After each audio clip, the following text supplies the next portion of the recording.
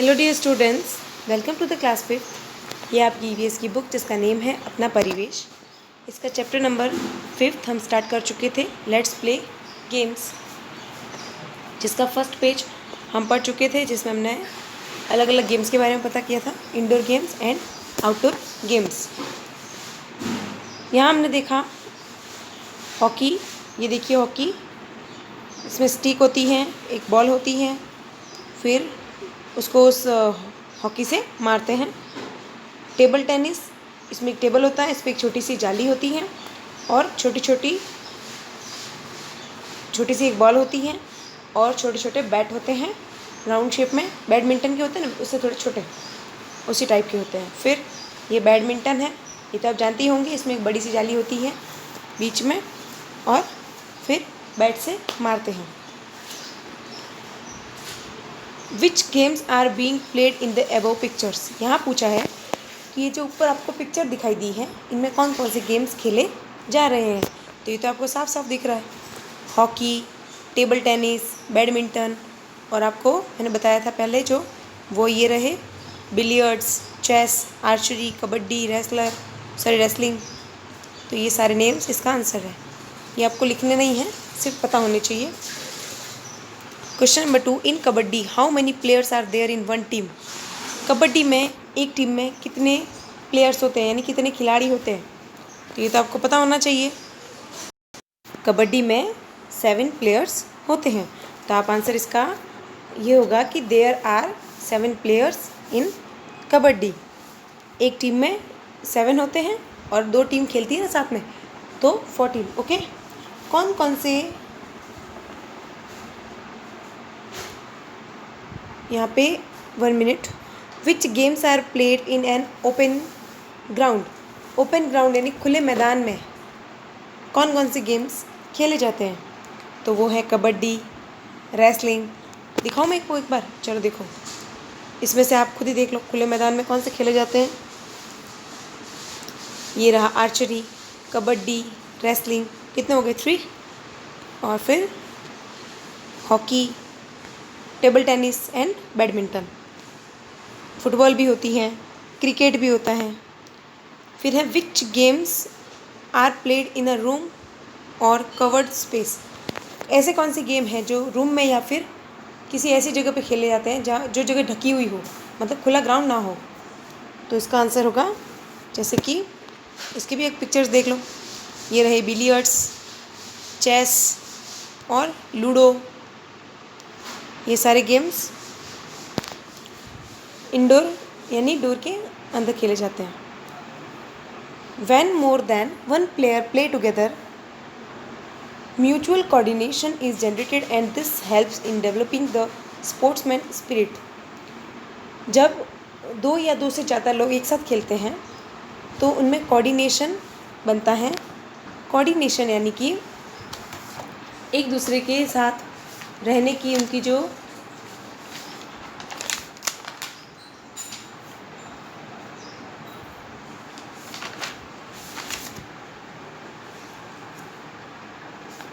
समन्वय होता है, वो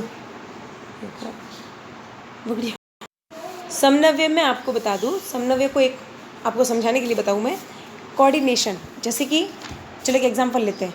आप कहीं गए हो, ठीक है, आपके ननियाल या कहीं रिश्तेदारों के घर पे गए हो और वहाँ जाके आप एक टीम में खड़े हो, तो वो टीम डायरेक्ट आपके लिए क्या होगी, सब के सब अनजान होंगे आपके लिए, सब अजनबी होंगे आपके लिए।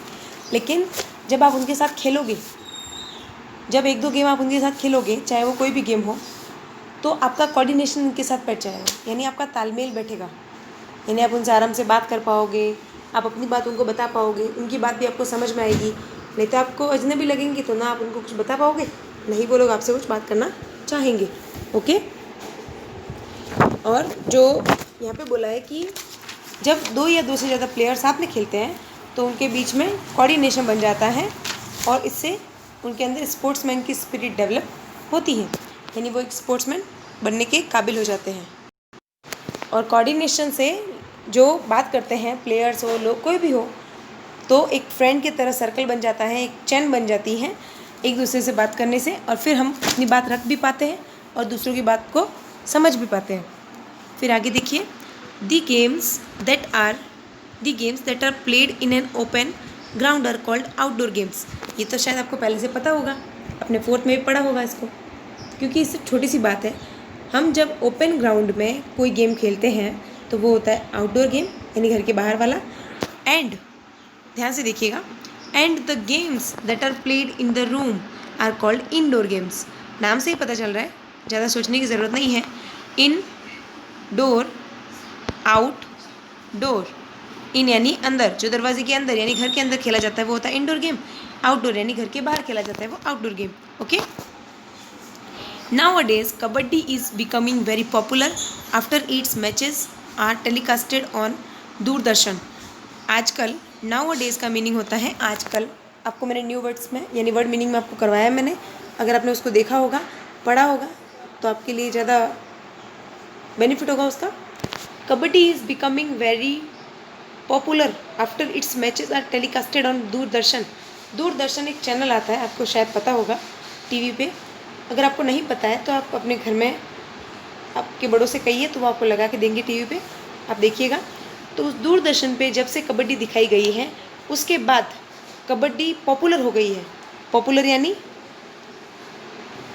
प्रसिद्ध हो गई है, उसको सब लोग पसंद करने लगे हैं। Now children, 1 minute, now children play kabaddi in every society and on streets. और आजकल बच्चे, हर सोसाइटी के बच्चे कबड्डी खेलते हैं और गलियों में भी खेलते हैं। We can also see them playing cricket in some places. और आजकल बच्चे गलियों में भी क्रिकेट भी खेलते हैं, यानी उनको क्रिकेट भी खेलना अच्छा लगता है। आप लोग भी खेलते होंगे शायद, खोलते हो ना कहीं पे, जैसे कि कहीं प्लॉट खाली पड़ा है आपके आसपास तो वहाँ जाके भी खेलने लग जाते हो। चाहे वो किसी का घर हो लेकिन वहाँ कोई रहता नहीं है और बाहर जगह खाली पड़ी है तो आप जाके खेलने लग जाते हो। तो इसमें बोला है कि दूरदर्शन पे जब से कबड्डी दिखाई गई है तो उसके बाद कबड्डी और भी ज़्यादा पॉपुलर हो गई है और आजकल बच्चे क्रिकेट भी खेलते हैं गलियों में। यहाँ देखिए आगे, a large ground is required to play cricket but children play cricket in empty plots. Cricket खेलने के लिए बहुत बड़े ग्राउंड की ज़रूरत पड़ती है, लेकिन बच्चे एम्प्टी प्लॉट्स यानी खाली प्लॉट जो पड़े होते हैं, मैंने आपको अभी भी बताया, उसमें भी जो खाली प्लॉट पड़े होते हैं ना, जहाँ घर नहीं बना होता, वहाँ जाके भी क्रिकेट खेल लेते हैं। Nowadays people have become quite aware of health too. और आजकल लोग अपनी हेल्थ के लिए भी बहुत ज़्यादा अवेयर हो गए हैं। अवेयर यानी जागरूक हो गए हैं। वो सब जानते हैं कि हमें हमारी हेल्थ के लिए क्या करना चाहिए, क्या नहीं करना चाहिए, क्या सही है, क्या गलत है, क्या खाना चाहिए, क्या नहीं खाना चाहिए, वॉक करनी चाहिए, योगा करना चाहिए, एक्सरसाइज करनी चाहिए। और ये सारी चीज़ें सबके लिए बहुत ही फ़ायदेमंद है। देयरफॉर यानी इसीलिए yoga is becoming more popular. और इसीलिए धीरे धीरे योगा भी पॉपुलर हो रहा है। योगा का नाम तो आपने सुना ही होगा, सुना ही क्या, आपने देखा भी होगा, स्कूल में भी कराते थे, है ना, योगा किया होगा आपने। फिर है come let's know something about yoga too. तो चलिए योगा के बारे में भी कुछ जान लेते हैं। सबसे पहले हम यहाँ देखेंगे सूर्य नमस्कार। नाम आपने कभी सुना है? अगर सुना है तो ठीक है, नहीं सुना है तो सुन लीजिए। ये सूर्य नमस्कार है। इसमें एक ही पोज को बार बार किया जाता है, मतलब 2 बार किया जाता है।